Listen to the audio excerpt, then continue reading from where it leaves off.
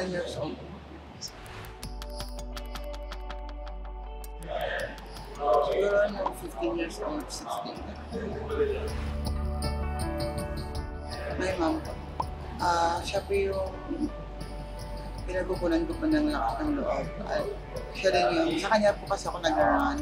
Kasi siya din yung nag-a-advise sa akin lagi at nag-motivate ko.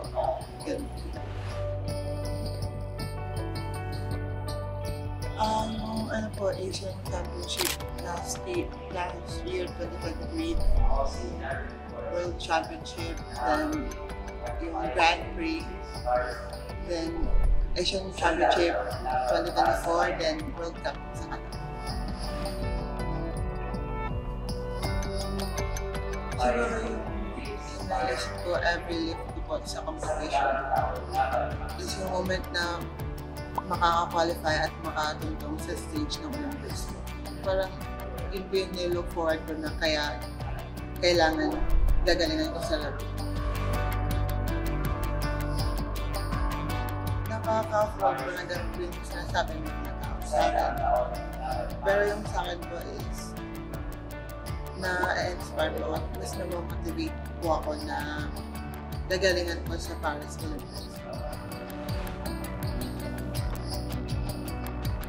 Ayun, sinasabi na lang po sa akin, is focus lang sa group ko. Tsaka huwag magpapadistract sa noise po sa labas. Yes po, nag-singin na po sa akin lahat. Like, nung after po qualifying ng Thailand, like, doon na po nag-singin lahat po ng pangyayari.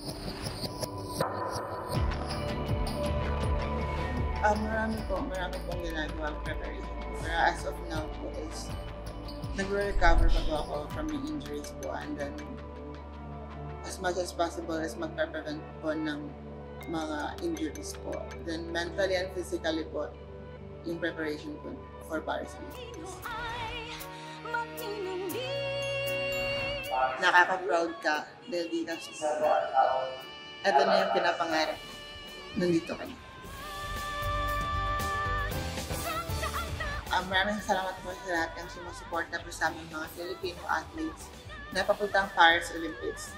Subaybayan niyo po yung mga laro namin sa Paris Olympics po at sana supportahan niyo po kaming lahat. Thank you po.